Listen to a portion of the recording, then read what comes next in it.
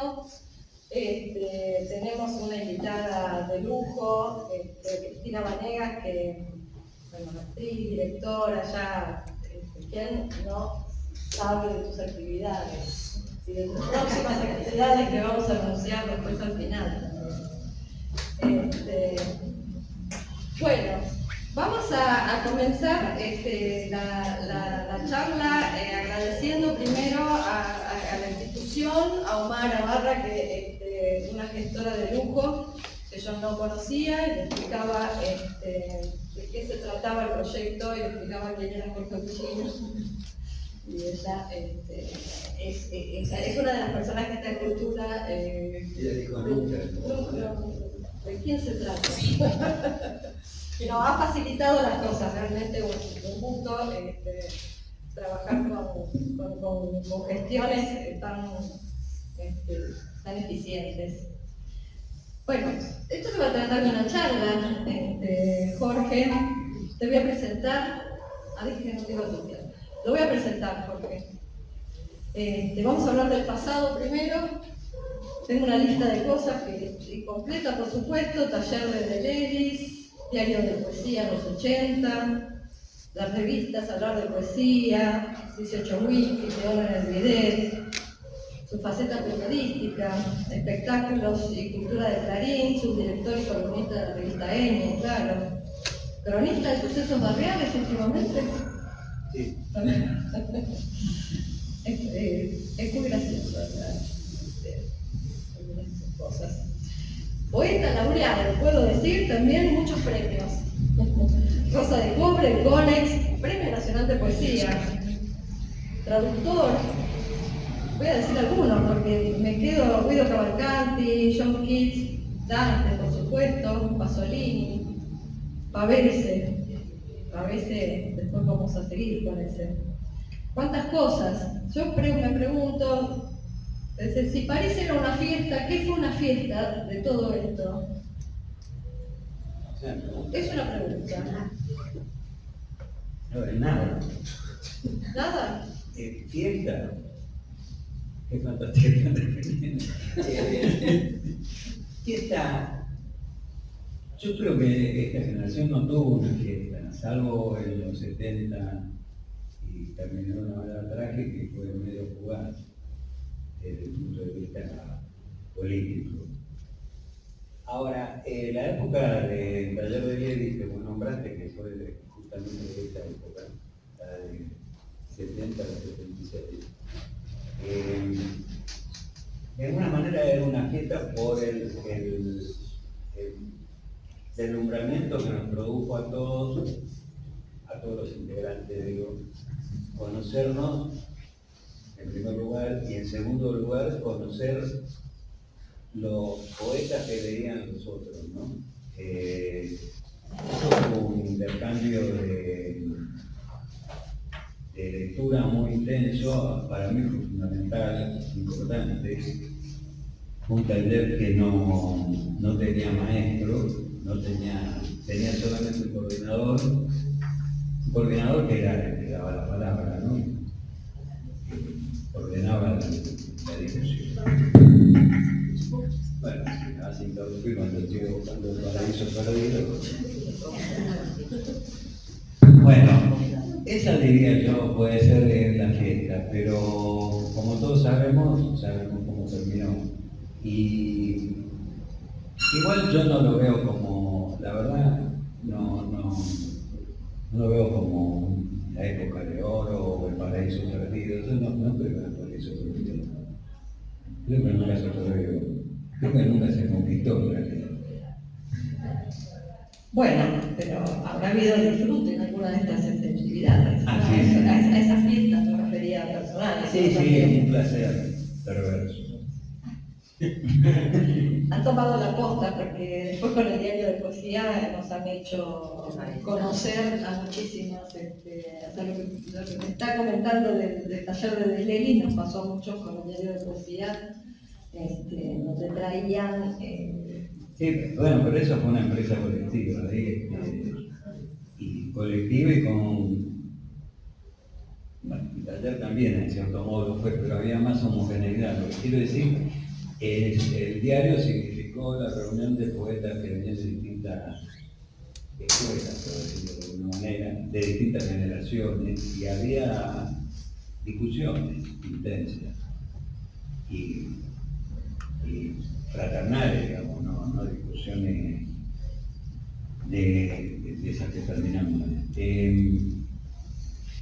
Así que bueno, yo creo que en conjunto hicimos la discusión de una cantidad de poetas que en ese momento era como una resurrección, porque la revista salió con la recuperación de la democracia, entonces era como destapar un poco toda la historia de la poesía de nuevo, para la gente que quizás no la conocía, por eso se llamaba diario, y la intención fue periodística, desde el punto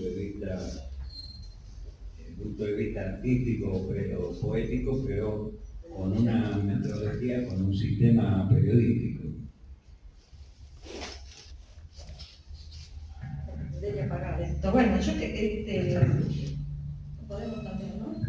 Me parece que Me se hace parece que mucho mejor, ruido. por economía. Gracias. Vamos pasando.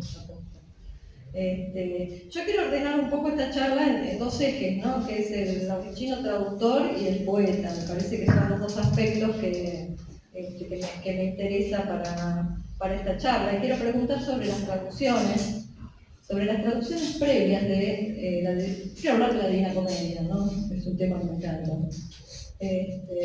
Sobre las traducciones previas, yo personalmente leí Mitre y Crespo y me entusiasmé con yo digo que es como una estética de segundo plano, porque me enganché con la traducción de Mitre, porque me pareció hasta cinematográfico imaginarlo traduciendo esto en una tienda de campaña en la guerra del Paraguay. Me parecía, o sea, me gustó la estética del segundo plano, pero es una opinión nada literaria, así que me gustaría escuchar su opinión sobre las traducciones previas.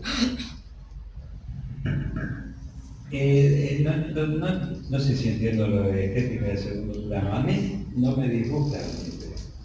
Creo que la traducción que hizo es una traducción con el lenguaje de su época, que comprueba una vez más que cada tanto hace falta volver a traducir a los clásicos. Porque si mirás la historia de las traducciones de la Divina Comedia al castellano, que es uno de los idiomas donde más se tradujo, hay una marca de época en cada una. No es lo mismo la del Conde del Cheste, por hablar de las españolas, ¿no? que fue una de las primeras en lengua española, que la de Mitre, que eran en el mismo siglo, solo que una fue hecha a principios del siglo, en las primeras décadas del siglo XIX, y la otra al final. Y a pesar de que pertenecen, digamos, al mismo siglo, al mismo momento histórico, porque era un siglo que fenecía, pero al fin y al cabo tenía cierta homogeneidad cultural, no son iguales. Hay un cambio de vocabulario. Mitre es muy pretencioso y a veces hasta risueño en los términos que usa para decir los equivalentes que encuentra, porque él está obligado por la rima y por la métrica a respetar el endecasílabo, así impuso traducirlo así, y entonces busca a veces equivalentes un poco disparatados, y muy pomposos. Pero eso era propio de la literatura, digamos, del lenguaje literario general de su época, una especie de lenguaje elevado y por romántico. O sea que a mí, leyéndolo en ese contexto, no me disgusta para nada. Después hubo otras traducciones, claro. Bueno, ustedes conocen la anécdota de Mansilla con Mitre, me imagino, ¿no? Como Mansilla lo fue a visitar. Eso de que lo escribió en la guerra del Paraguay, me parece que es medio leyenda. Él tuvo un periodo de relativa tranquilidad política y militar, que fue alrededor de los años 80 del siglo XIX, ya bastante después de la guerra del Paraguay, y yo creo, en mi opinión, que la escribió en ese momento, que se dedicó más a la tarea literaria, a la biografía de San Martín y todas las cosas que hizo. Pero no importa. En algún momento, y esto comprobaría que no solo le escribió en la guerra del Paraguay, Mansilla lo fue a visitar cuando él era presidente y parece que lo hizo esperar mucho. Entonces cuando entró, Mansilla estaba medio fastidiado y Mitre dijo, les pido perdón, pero estaba muy ocupado, estaba distraído, le dice, traduciendo la Divina Comedia. Y él le dice, ¿cómo? ¿Está traduciendo la Divina Comedia general? Y él dice, sí. Bueno, está bien, hay que darle duro a los gringos.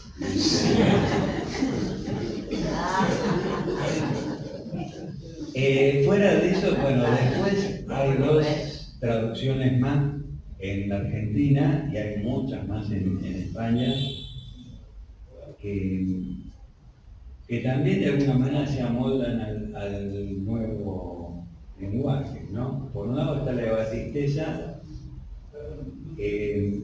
por otro lado está la de Milano, que es un señor que no se dedicaba a la literatura, pero la tradujo y la publicó un diario, Página 12, la publicó en un fascículo. Y también hay distinciones, si uno las compara entre sí, digo la de Batisteza con Milano o la de ellos con la de Mitre, es decir, hay una marca de época muy pronunciada y un criterio de traducción también en lo que respecta a la poesía también muy particular. Es decir, Mitre optó por el endecasílabo y la tercera rima es igual que Dante, ¿no? Es decir, él quiso imitar la estructura de Dante y escribió el endecasílabo y con la rima, digamos, primero verso con tercero y segundo con primero de tercero siguiendo. Eso lo obligó a hacer una serie de retorcijones importantes en lo que es la traducción literal. Por supuesto, la comedia sobrevive a todo porque la estructura de la comedia es maravillosa. Entonces, se pueden cambiar un poco las palabras y no pasa nada. No sé si con eso se refleja bien lo que era el espíritu de Dante, pero bueno, eso se refleja. Y después, Batisteza elige el endecasílabo blanco, es decir, el verso blanco, pero medido, que también lo que hacer algunas maniobras, y Milano hace lo mismo, escribe el endecasílabo blanco. Todo esto son cambios que tienen algo que ver con el criterio de traducción. Y finalmente, bueno, yo la traduje de cualquier manera. ¿Cómo ven? No creo. ¿Cómo ven?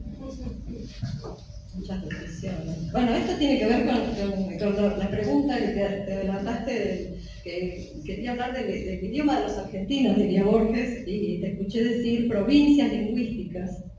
Puede ser referido a las normas regionales, las inscripciones del español acartonado, vinculado con la necesidad de generar permanentemente traducciones actuales y regionales.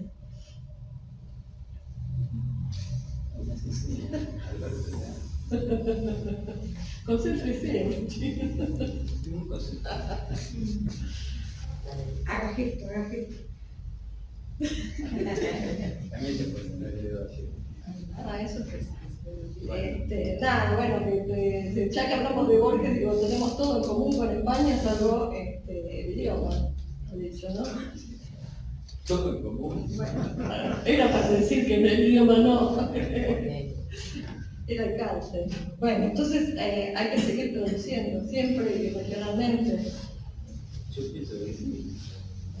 Eso que básicamente hay que volver a traducir hay que volver a traducir a los clásicos, porque cada época los tradujo según un lenguaje y un ambiente cultural de la época. Esto, ya te digo, si hay una manera de comprobarlo es justamente con la comedia, porque tiene 700 años de antigüedad, infinidad de traducciones a lo largo del tiempo.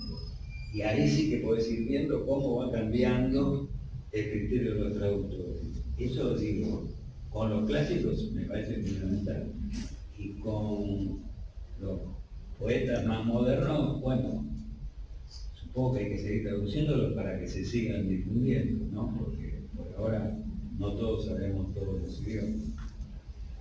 Y más adelante se verá de qué manera lo fueron traduciendo sus contemporáneos y luego los que no eran contemporáneos y así hasta el infinito.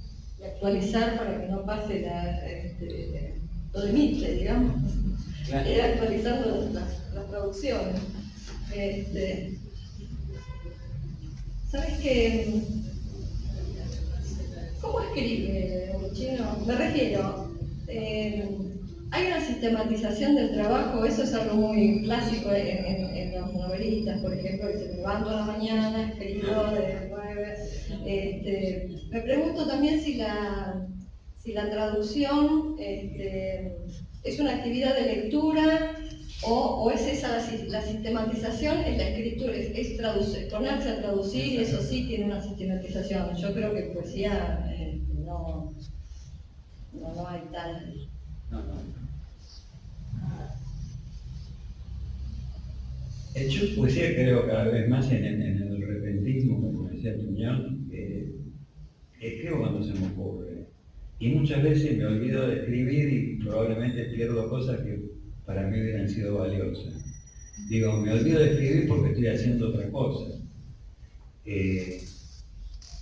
Y con la traducción siempre me di un propósito de cumplir con un plan. O sea, o fijarme un plazo o fijarme una cantidad de trabajo por día. Por ejemplo, la comedia me había impuesto a hacer el borrador del primer canto, el borrador de un canto por día, y después corregirlo todo. O sea, en eso sí hubo un método. Pero un método, un sistema de trabajo. Pero en la poesía cada vez lo veo menos. No, yo no me levanto para escribir. En realidad no me levanto. Bueno, me levanto tarde, sí. Bueno, ¿qué pasa a las 12 de la noche, a las 000? La 000 no es una hora muy problemática. Peor son las 3. Aparece ¿Qué aparece? en publicaciones a las 12 de la noche. Ah, ¿vos te referís al blog? Sí. No, pero eso es porque yo las programo para que salgan al principio del día, digamos. Pero no pasa nada más grave que eso. Las 3 de la mañana son más graves, ¿no? Porque es la apuesta a la hora en que murió Cristo. Cuando sabes eso de Satanás, y ahí es donde está el diablo dando vueltas. Bueno, yo lo he visto. Voy a volver con eso, porque tengo algo para decirle. Quiero irme un poco por las ramas y voy a traer un poco algo que me pareció que podía transformarse en una pregunta interesante para hacerte, que tiene que ver con el arte retiniano que describió Marcel Duchamp, donde él hace como un parteaguas que propone algo así como involucrar al arte con la materia gris de nuestro entendimiento, en lugar de ser puramente sensorial. La pregunta sería, si crees que hoy hay mucha producción de lo que podría llamarse poesía sensorial, ¿qué te parece a vos la poesía actual? ¿Actual de cuándo? Bueno, claro.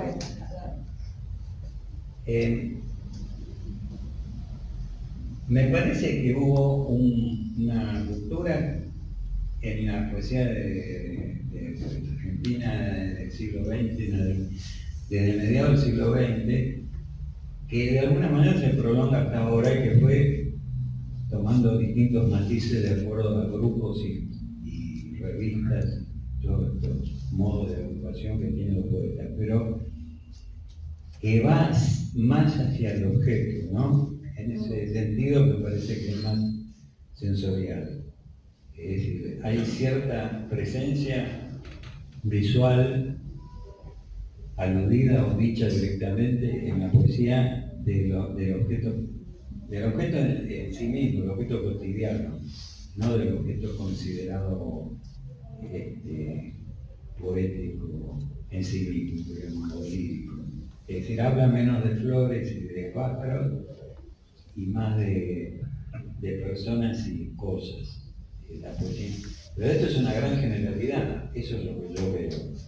En nombre de esto también se cometen, nada, no diría ni siquiera pecados, digo, pequeños errores o tropiezos, que son esos poemas que en función de cierto objetivismo no dicen nada, ¿no? Son estrictamente denotativos, que dicen lo que dicen, nada más. ¿No? Salí a pasear con Juancito, tomamos un helado, y yo le dije, qué linda es tu hermana, y ahí termina el poema.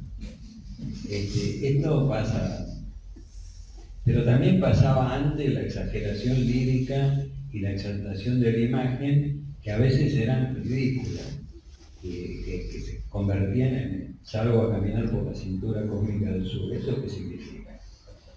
Vamos, bajémonos un poco de la... Bueno,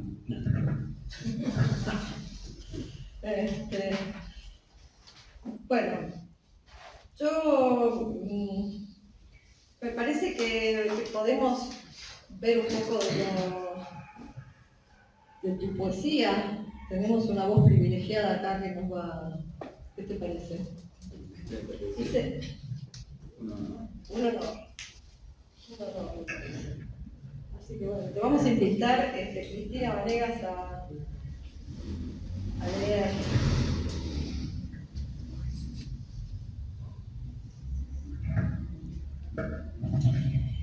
Hola, buenas tardes.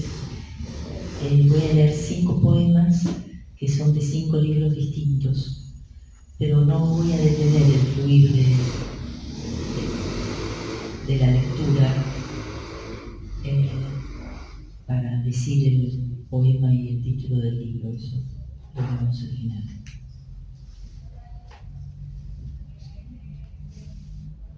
La pirámide de las clases sociales que apunta a la estrella del norte, el barro de las guerras que no tienen nombre ni deseo, el invierno sucio, el dicho tácito, las calles vacías, la sangre en la ermita, o el vaho en una ventanilla, árboles cuyas formas no alcanzamos, excusados llenos de revistas. ¿Dónde impera la bestia de nuestro desamor? Nos sacrificamos, pero no está satisfecha. No sabe dónde deslizar sus sombras, cuál es su reino.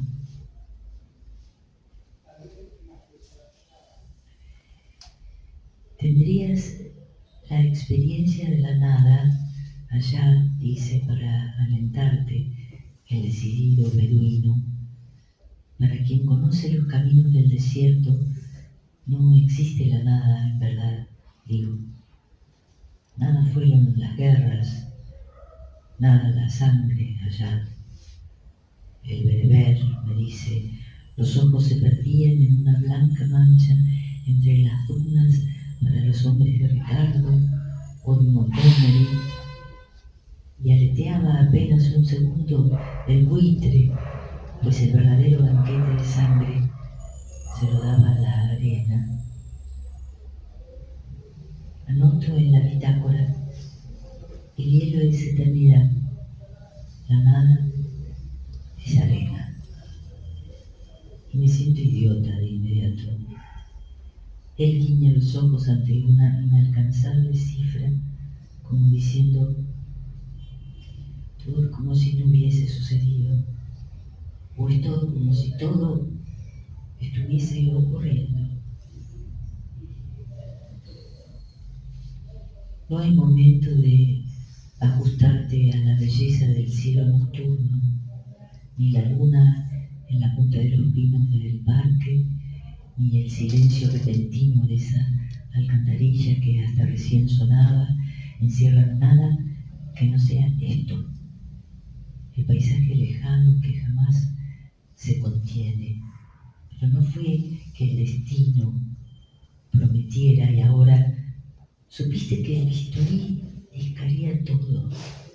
Si estás en un bar y te abrigan los restaurantes, te contentás. El cielo no había dicho nada. El cielo solo prometía algún lugar de confort, Muy bien, este es. Dios se quedó con los designios y el resto es macilento.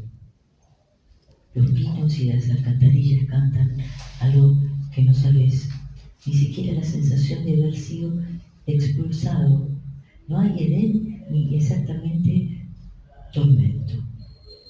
Es bastante tomar el vermú sin miedo a que te ahorquen en una ciudad donde podés morir de 1000 maneras violentas.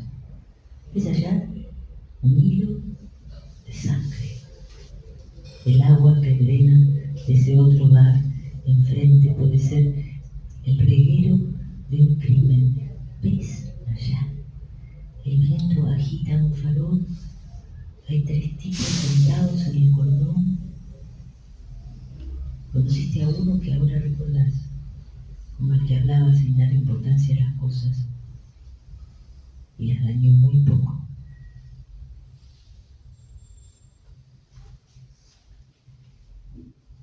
La comadreja representa a quienes estuvieron deseosos de la palabra divina, pero que nada hacen con ella cuando la han recibido, y crían en las orejas. La comadreja representa a quienes quisieron la gracia y la gracia les fue dada para nada. No te muevas si encontrás a la comadreja en la escalera o en el asiento de un taxi. Orientará su pensamiento hacia lugares hollados, porque segura de la gracia y la palabra, no se le ocurre qué hacer sino vagar por donde hubo ciudades que los ejércitos aplastaron con botas y llenaron de condones. Más bien continúa construyendo el merecimiento para que descienda la luz blanca o celeste sobre vos. Cuando realmente te distraigas en tu trabajo de desollar, carpir, doblar, aventar, guardar o sacudir, aunque andes descalzo por los muelles ásperos de tu propio pensamiento, habrás de distraerte profundamente para no recibir en vano la amistad del reino, para no deambular con la comadreja.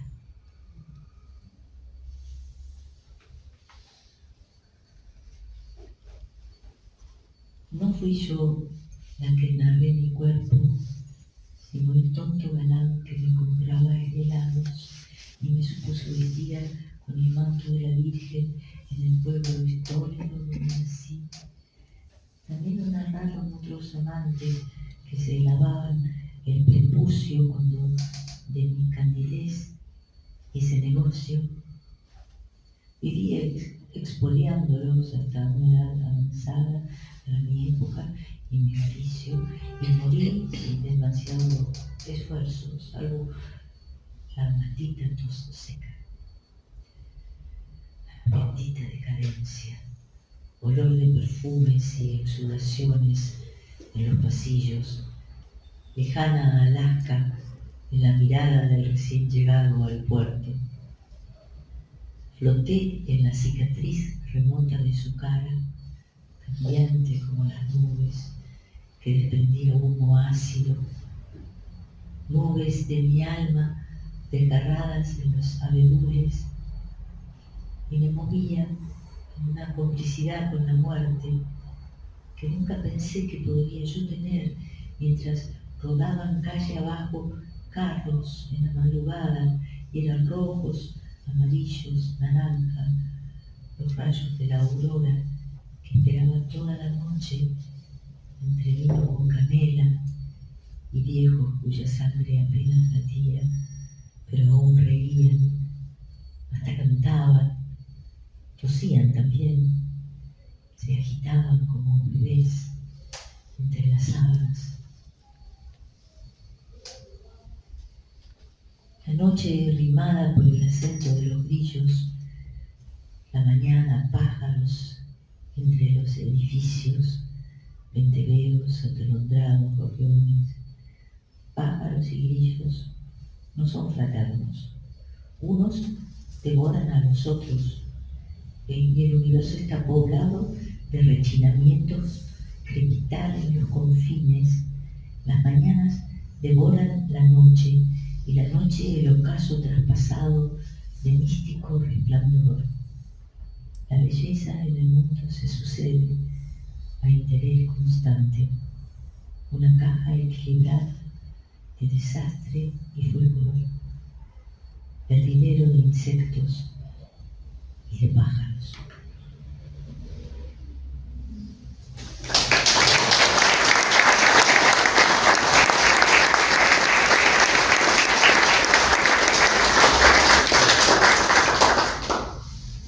Bueno, qué lujo, ¿no? Sí. Qué hermoso. Bueno, hemos escuchado de 5 libros diferentes. Me decía Cristina, no voy a interrumpir para decir de qué libros es cada uno, porque hay una voz.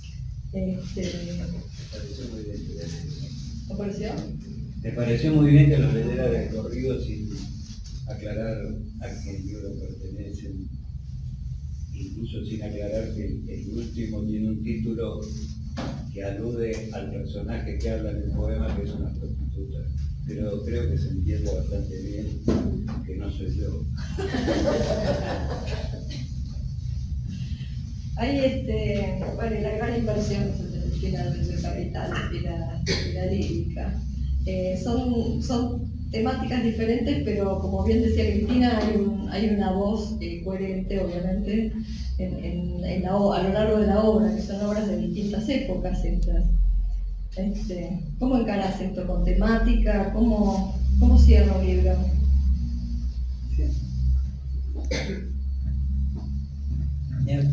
No sé, yo estaba pensando en eso. Hay libros que son colecciones de poemas, nada más, que fueron naciendo cada uno por su cuenta, y uno los reúne al final de un periodo como para decir, bueno,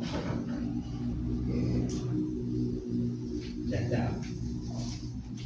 Pero en otros casos yo percibía que había diferencias entre los poemas que había escrito y los que estaba escribiendo. Sé que había un cambio, entonces me parecía bien separarlos en libros distintos. Y finalmente en algunos casos tenía como un proyecto general de libro, es decir, escribir sobre un tema o sobre temas relacionados. Uno de los libros que editó Alberto, que se llama El Río, estuvo pensado de esa manera, eran poemas que tenían que ver con el río, en realidad con los ríos del sistema nuestro, ¿no? Del Paraná, el río de la Plata y el Uruguay. Pero generalmente no hay plan. Lo que yo noto es que hay una extinción de cierto impulso que lleva a que los poemas tengan una vinculación entre sí. Y que en algún momento uno percibe que eso ya no da para más, y se supone que, bueno, entonces hay que agruparlos en un libro. ¿O no? En realidad no sé si habría que agruparlos o quemarlos, pero... Muy militante, o sea que... ¿Eh? Muy trabajo de artista plástico, ¿no? Que de dónde se termina, donde ya... Sí, donde... No se puede. A mí no me parece casual que hay ciertas leyes propias de no sé cómo llamarlo, del espíritu, de la psiquis, del alma, que van percibiendo, es decir, que no van percibiendo, sino que van produciendo en un determinado ambiente. Digamos que no es que hoy escribo un poema satírico y mañana escribo La Zambra de Vargas. Es que todo tiene cierta conexión anímica que se da naturalmente, por decirlo de alguna manera. No sé si naturalmente, pero se da. Lo que uno tiene a veces es la capacidad de ver que ese impulso que llevó a todo esto cambió. O sea, que cambió de orientación o cambió de color, pero que ya... Entonces ahí es cuando uno puede decir que esto es un libro, o esto hay que agruparlo en un libro. Pero si se agrupa en una determinada, es una construcción coherente en una etapa o hay un tema que uno dice, bueno, acá ya tenía unos poemas de hace 10 años que tenían que ver con esto, está diciendo otra cosa. No, eso no.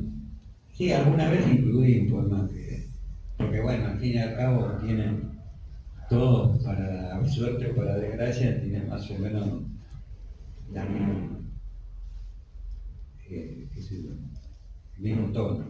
Entonces, poner alguno de otra época que había quedado descartado podía ser, porque no desentonaba.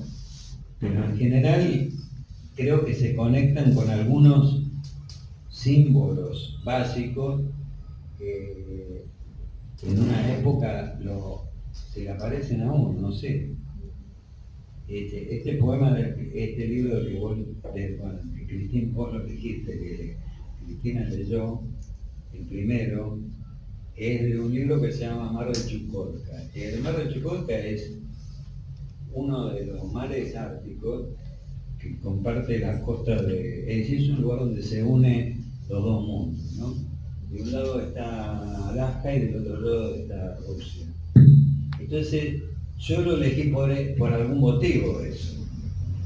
Pero además me di cuenta, es decir, ahí en ese caso elegí primero el título que el libro, es que antes de escribir el libro.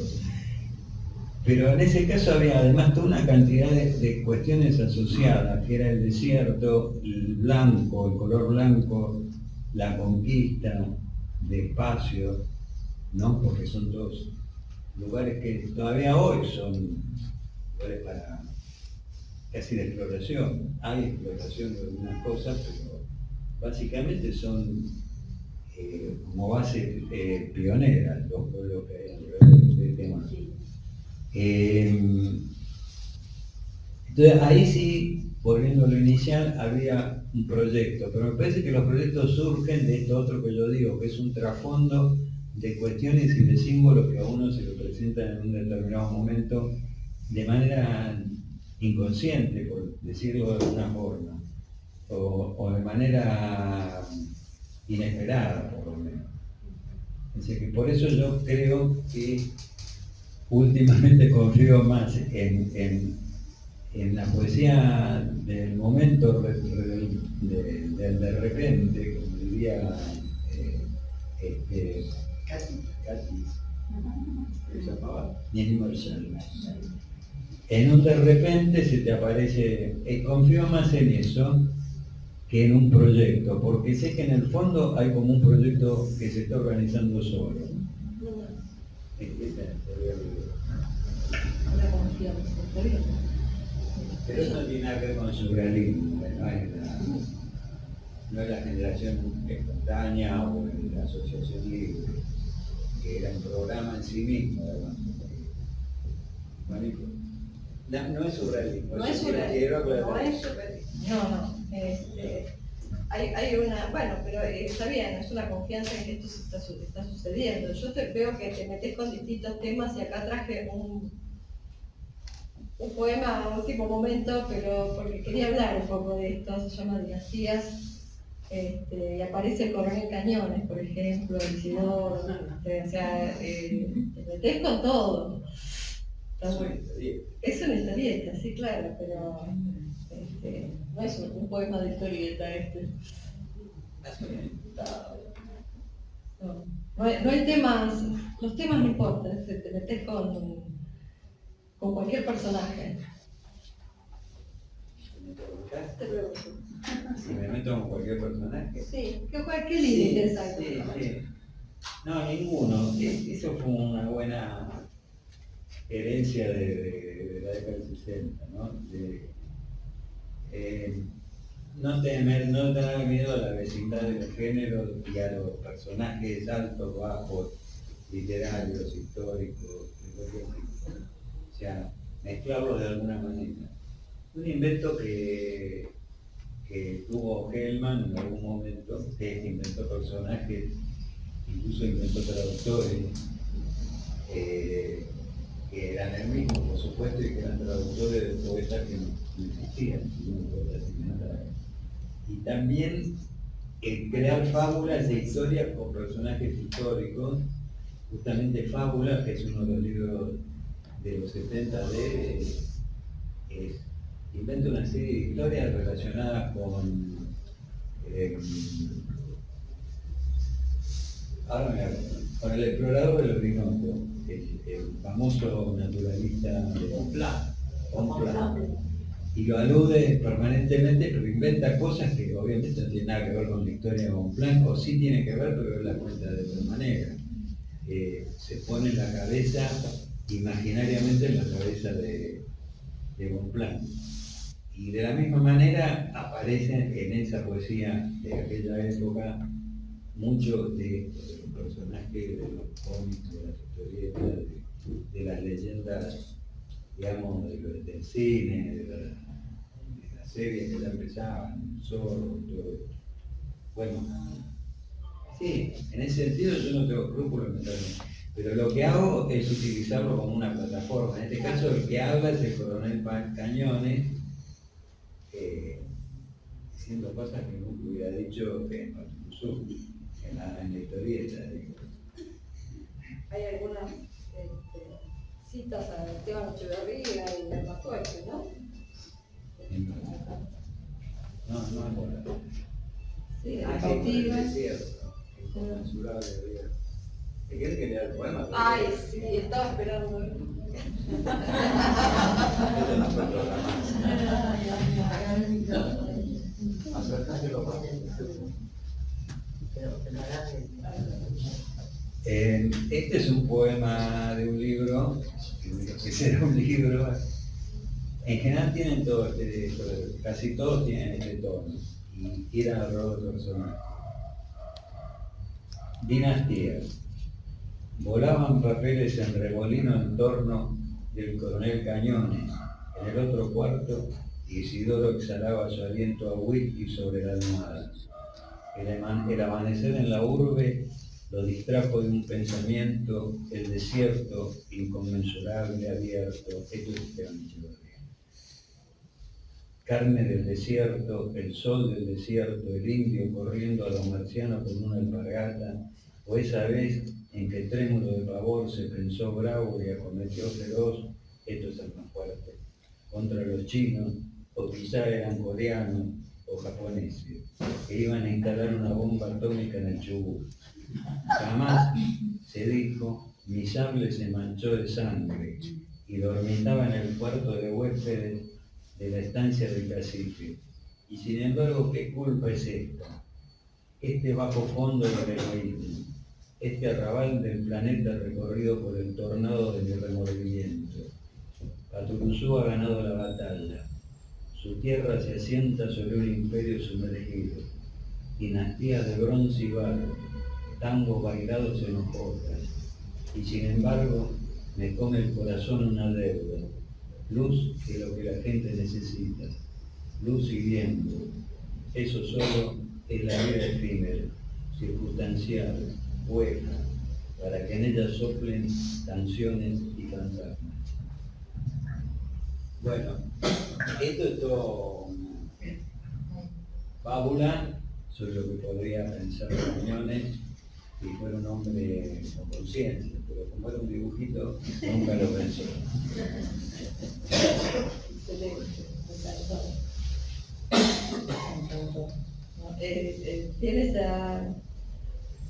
Tiene el humor, tiene tu humor y va a un lado también, ¿no?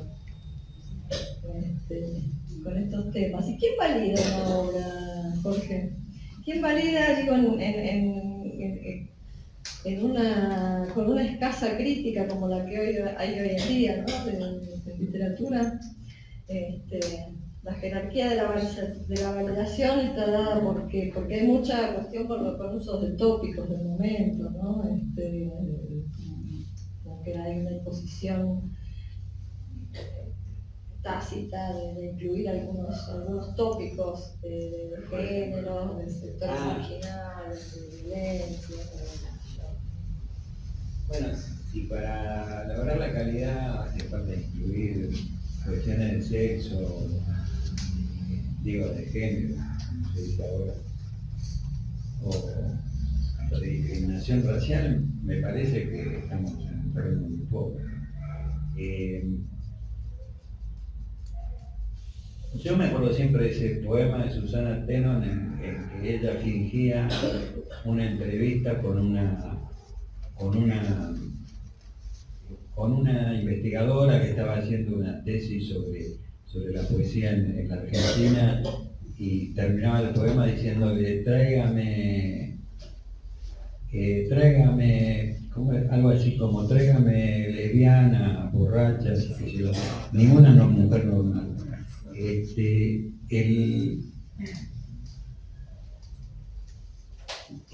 Por ese terreno la verdad que yo no podría decir nada. A mí me parece que la validación no existe en poesía, porque no existe la crítica, realmente no hay críticos. Y por otra parte, los críticos o los historiadores de la poesía sistemáticamente excluyen a la poesía de la historia.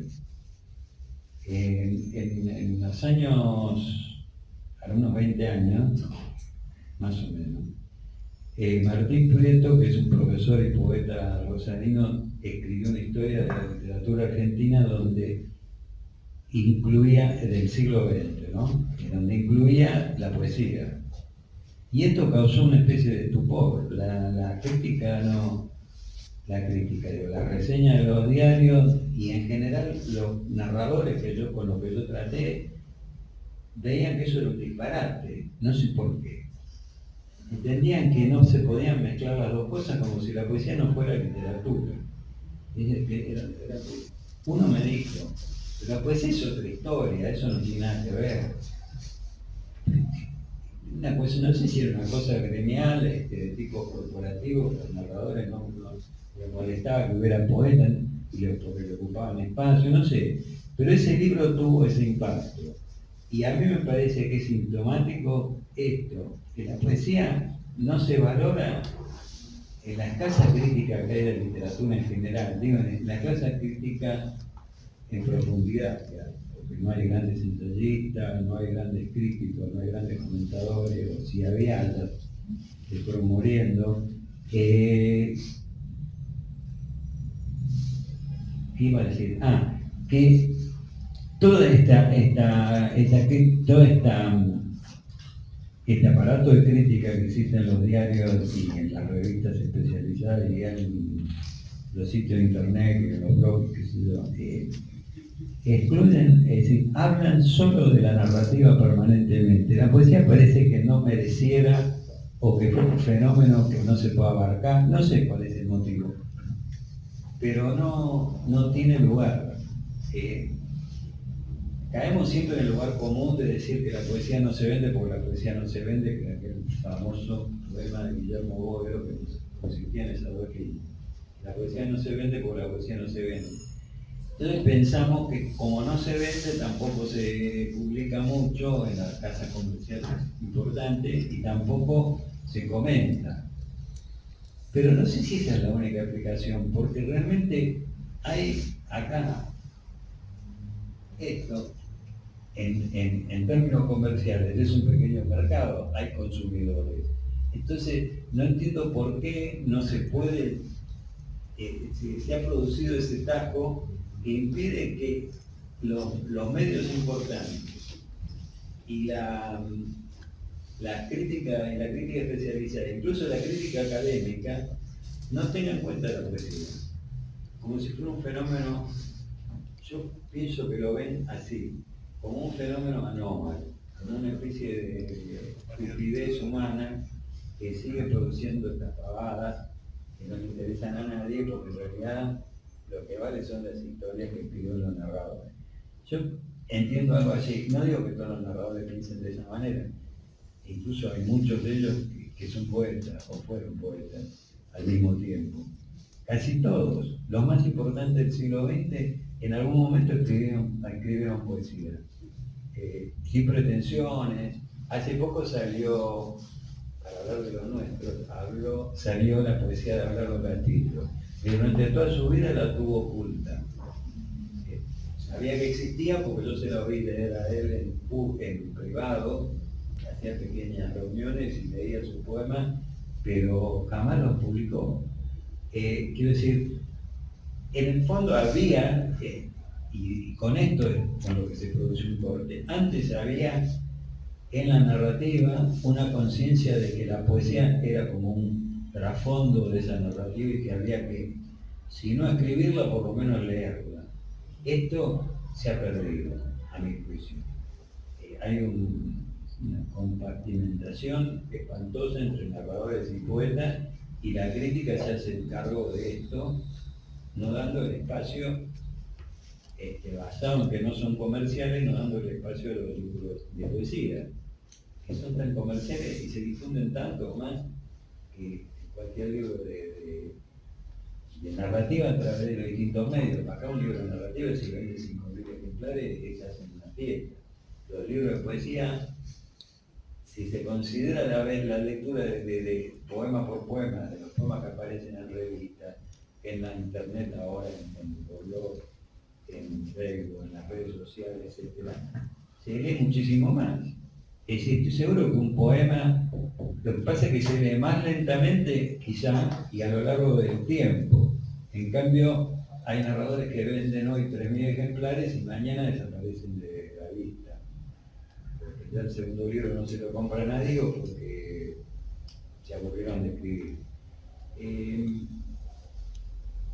Ese fenómeno no, realmente la causa última de este fenómeno yo no la entiendo. No sé si es comercial, si es sindical, es un movimiento de... ¿Es un problema local o general, maestro? En otros países... En lengua española, digo, en todo. No, en otros países se da con menor intensidad. Por ejemplo, en España hay editoriales fuertes de poesía. 2, 3 hay. Visor, Hiperión y Pretexto, que venden en la librería normalmente. ¿Italia? En Italia, me parece, acá el compañero Nazaro, decir algo, yo creo que no.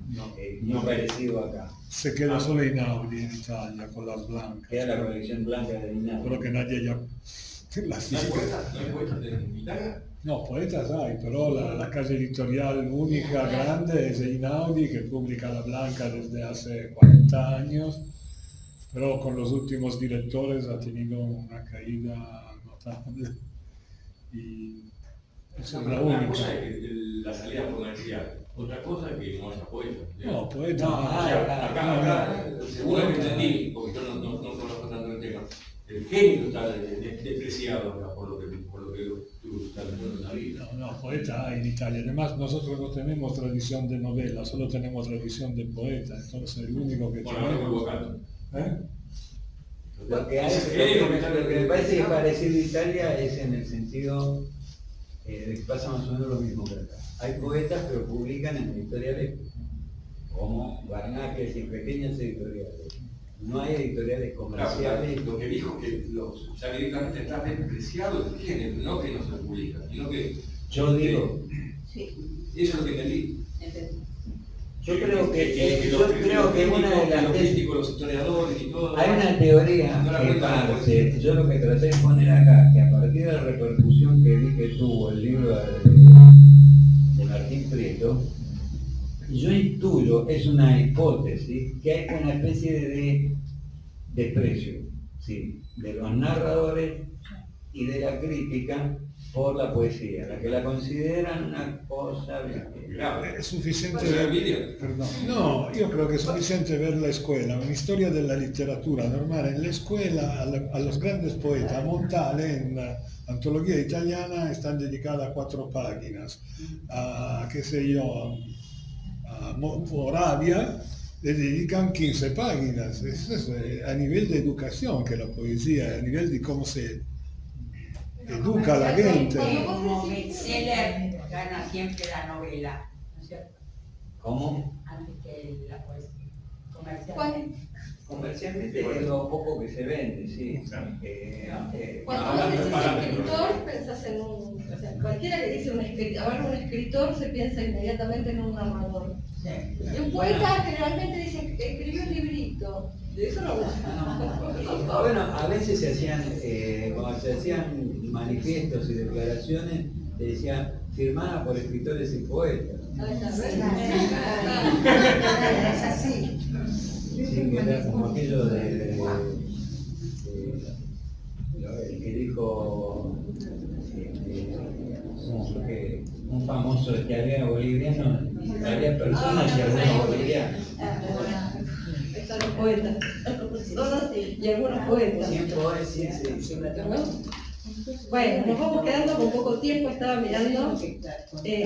Como cierre quizás, me quedan temas como el canon.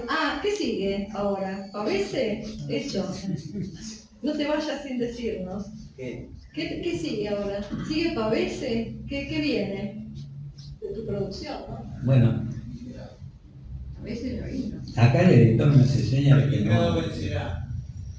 ¿Qué dijo? Denigado vencerá.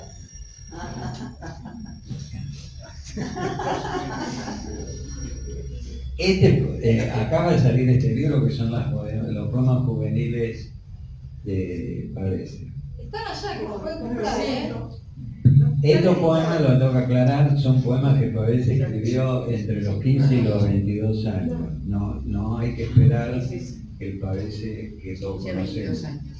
Pero tiene poemas, algunos de ellos son realmente muy buenos. Y sí, porque si no hubiese sido una especie de Rimbaud italiano, si hubiese escrito entre los 15 y los 20 y todo eso ahora.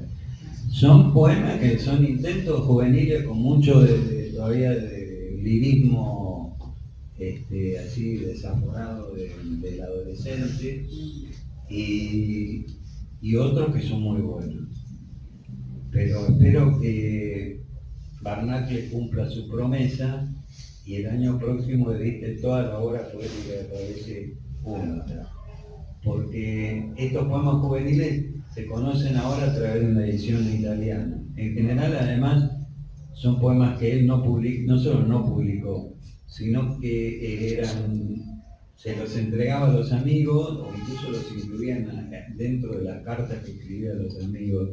O sea que nunca tuvo la intención de publicarlo. Son muchos y en conjunto creo que vale la pena ver en un solo volumen cómo fue de eso a trabajar Cansa y a los poemas que nosotros hemos celebrado siempre.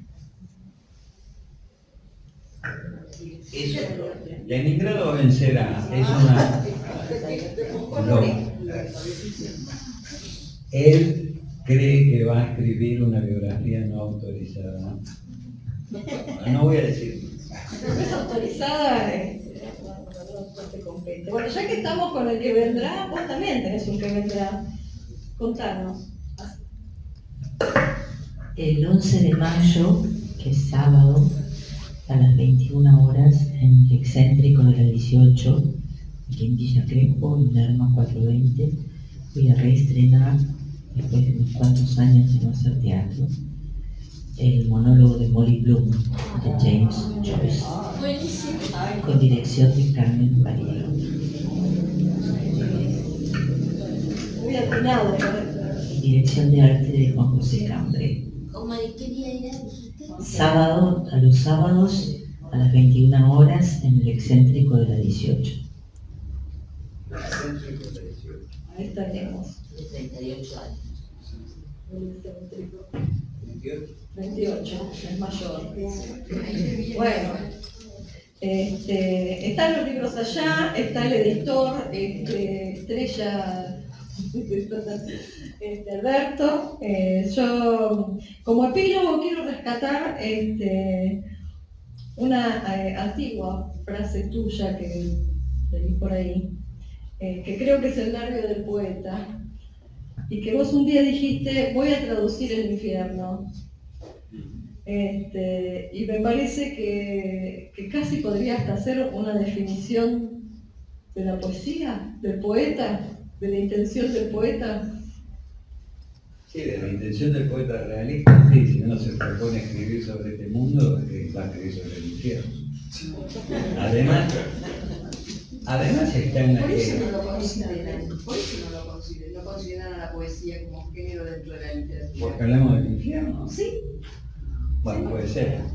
Pero es una idea bíblica esta. Dios le dio el reino de la tierra, se lo dio al diablo. Le permitió que ahí operara, o sea que el infierno es el mundo del demonio. La tierra es el mundo del demonio y por lo tanto es el infierno.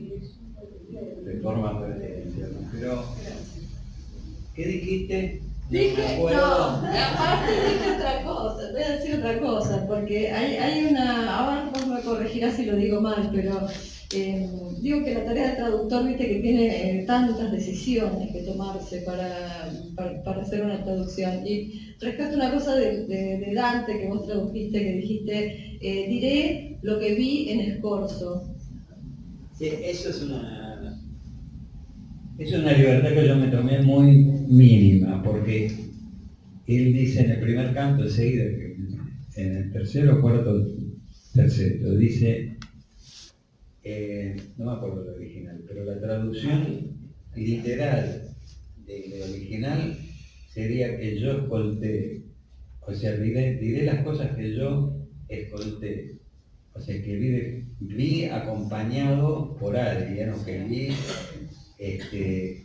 vi fuera de ellas, digamos, que las escolté, no formé parte de ellas. Y yo traduje que vi en escorzo, porque me sonaba el sonido también, que es ver en diagonal, es decir, que también ver desde un ángulo externo. ¿Y qué? Eso. Me encantó Ah. la decisión. Digo, hablando de las decisiones que toma el traductor permanentemente. Sí, bueno, esas son muchas. La primera es decidir qué hacer con un poema que está escrito en verso medido, con rima y en un lenguaje de hace 800 años. Entonces, ¿qué camino tomar?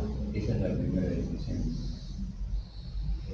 Bueno, yo le quiero agradecer a Cristina, realmente me emocionó mucho que estuviera acá y me gustó muchísimo cómo leíste. Gracias.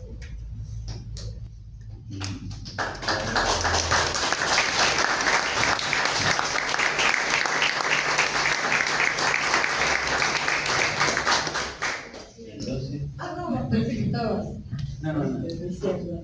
Sí, fue un gran gusto. Bueno, estamos con el horario ya pasado, así que vamos a concluir. Yo estoy muy agradecida con todos ustedes que vinieron a acompañar a Jorge, que se prestó a este interrogatorio.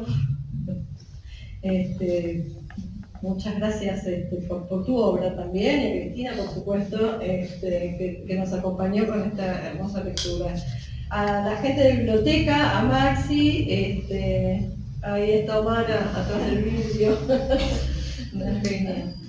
Así que bueno, muchas gracias a todos, y yo represento a La Parejo, que es el ciclo de lecturas de poesía, el ciclo de poesía que va a seguir mensualmente. ¿Y los viernes? Va a seguir, estamos en eso, jueves, sí, va a seguir 2 jueves en mayo y junio. Ah, bueno, Así gracias. que ya les sigue informando las nuevas actividades acá mismo. Sí, eso va a ser en los 2 próximos meses al menos. Así que bueno, muchas gracias. Gracias.